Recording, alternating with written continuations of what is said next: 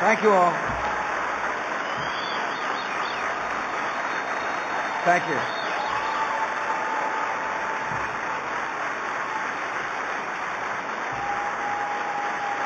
Thank you very much. Good morning. Thank you.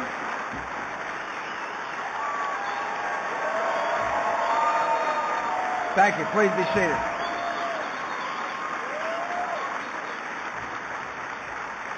Thank you for the gracious welcome. Austin, thanks for your kind introduction. Thanks for giving me this unusual speaking opportunity. I understand that this program builds up to another speech.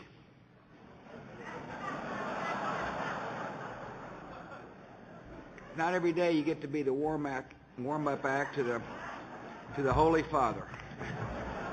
I'm honored to be here. I do thank Austin for his leadership, for the Catholic Prayer Breakfast. I thank the Board of Directors for having me. I thank Archbishop Gomez Tejano for being here. I want to thank Archbishop Finn, members of the clergy. Thank you for serving our country. Thank you for being men of faith. I'm proud to be here with the Chief Justice of the Supreme Court, John Roberts.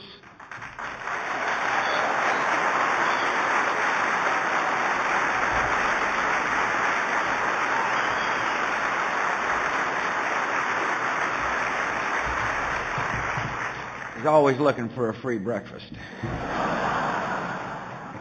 I'm proud to be here with members of the United States Senate and Congress. Thank you all for being here. Solicitor General Paul Clement is with us today. Members of my administration, members of the Diplomatic Corps, and distinguished guests. This has been a joyous week.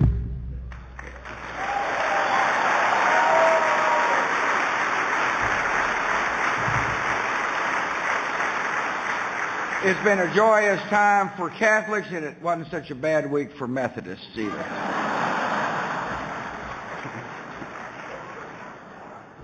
You know, the excitement was just palpable. The streets were lined with people that were so thrilled that the Holy Father was here. And it was such a privilege to welcome this good man to the United States. For those of you on the South Lawn ceremony, who saw the South Lawn ceremony live, wasn't it unbelievable? It was just such a special moment. And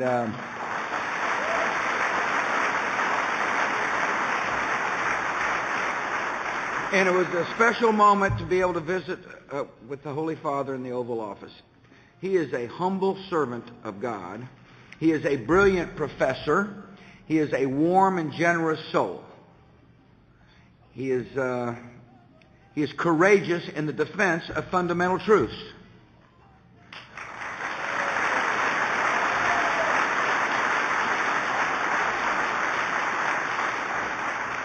His Holiness believes that freedom is the Almighty's gift to every man, woman, and child on earth.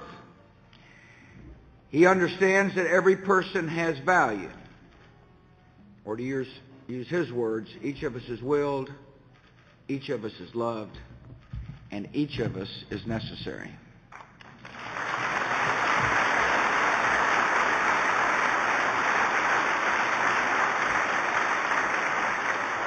The Holy Father strongly believes that to whom much is given, much is required, and he is a messenger of God's call to love our neighbors as we'd like to be loved ourselves.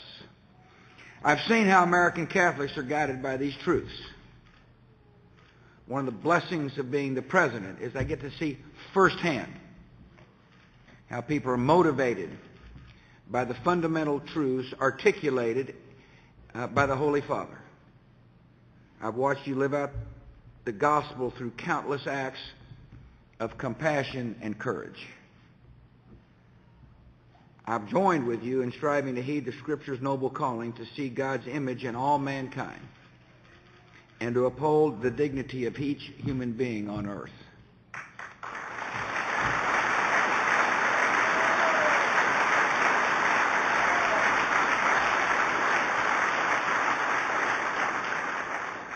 Together over the nearly 7.5 years, we've worked to uphold the dignity of human life. Over the last years, my administration has put a stop to U.S. tax dollars funding foreign groups that perform or promote abortions.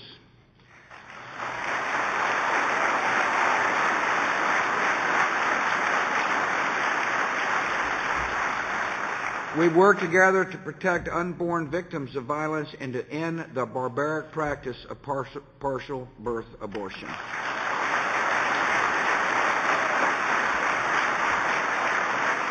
We have stood fast in our belief that promising medical advances can coexist with ethical medical practices.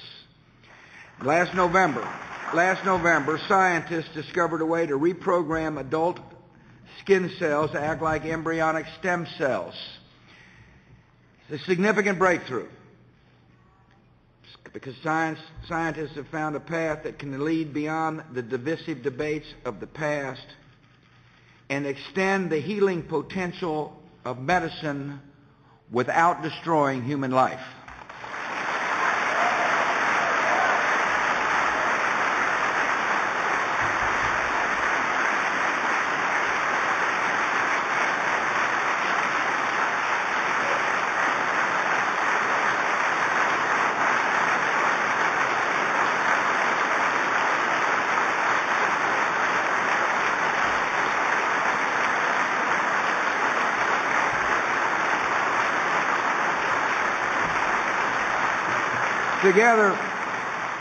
Together we've worked to strengthen Americans' lifelines of learning, including our nation's Catholic schools. The Catholic Church has a proud educational tradition dating back centuries. And one of the Holy Father's priorities has been maintaining this tradition in the United States. Today, America's Catholic schools serve thousands of students, both Catholic and non-Catholic, in some of our nation's poorest neighborhoods. They help minority students narrow the achievement gap. They prepare children for lives of character and purpose and success. And yet these schools are closing at an alarming rate. Nearly 1,200 Catholic schools have shut their doors since the year 2000. In my State of the Union address, I proposed a new $300 million program called Pell Grants for Kids. And the reason I did so is because I want to help low-income children in underperforming public schools be able to attend a private or parochial school of their choice.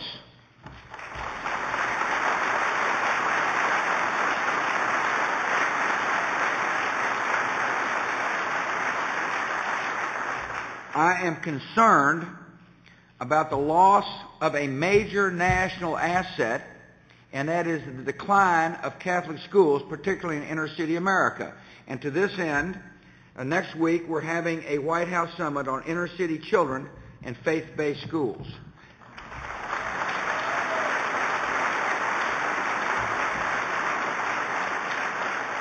And the purpose of the summit is to highlight the lack of educational options facing low-income urban students. And we're going to bring together educators and clergy and philanthropists and business leaders, all aiming to urge there to be reasonable legislation out of Congress and practical solutions to save these schools and, more importantly, to save the children.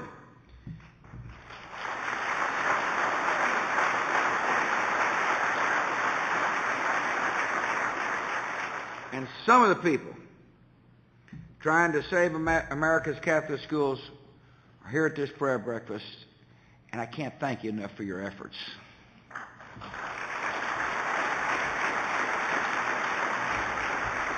Together we work to foster a culture of tolerance and peace. We believe that religion should be a source of understanding and grace, not a source of extremism and violence.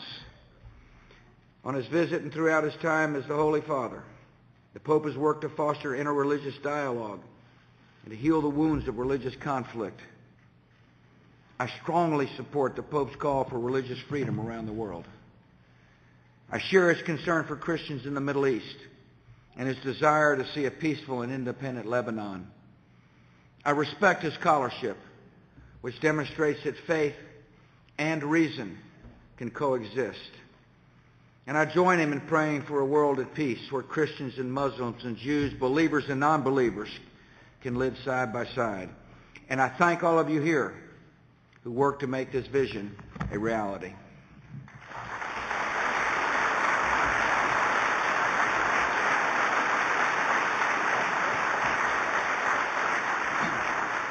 Together we work to bring comfort to troubled souls.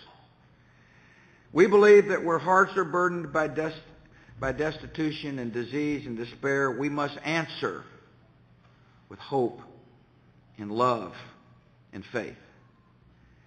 We know that government program can answer the call like our armies of compassion can.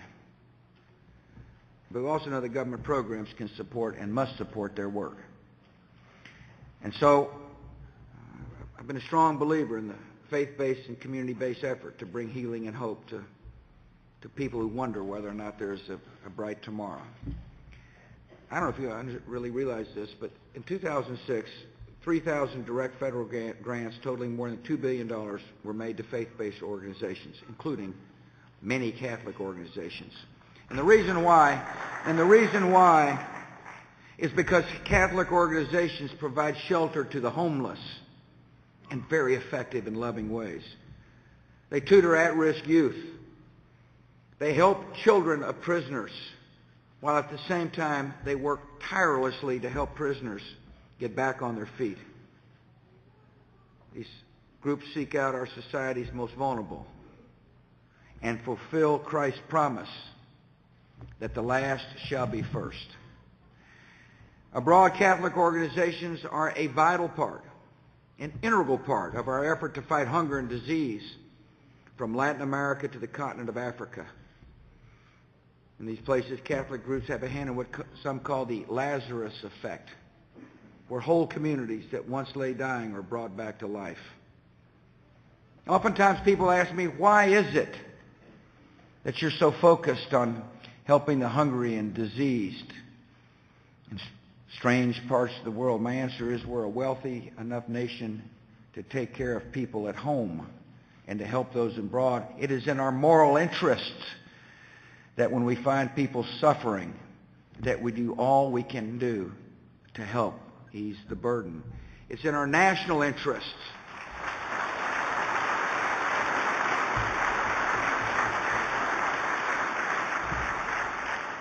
and it's in our national interest that we defeat the ideologues of hate with an ideology of hope.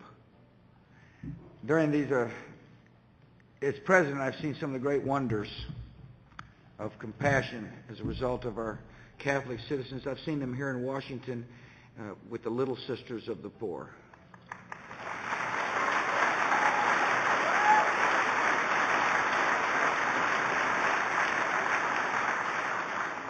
Laura and I had the honor of visiting with the Little Sisters, and I was struck by how hard they work to ask money to care for the old and the sick so that the old and the sick don't have to beg for money. I've seen the wonders of Catholic love on the Gulf Coast. I'm struck by the Catholic educators that, in the face of unprecedented disaster, work night and day to provide good and stable schools for the children and provide comfort for people that were just wondering whether or not there was going to be a good tomorrow. I've seen wonders on the Sea of Galilee during my recent trip to the Middle East. On a recent visit, my guides were joyful Catholic nuns who preserved the holy sites for all mankind, even as they struggle with the dangers to the region's Christian minority. I've seen the wonders in Africa, in an emergency, in a hospital supported by PEPFAR. In February, I saw a 9-year-old girl who was HIV positive who had lost both her parents to AIDS. And for the last year, Catholic Relief Services had been paying for the girl to receive treatment at the clinic. I want to tell you what her grandmother said. As a Muslim, I never imagined that a Catholic group would help me like that. She went on to say, I am so grateful to the American people, and I am grateful for those who provide love and compassion in America and around the world.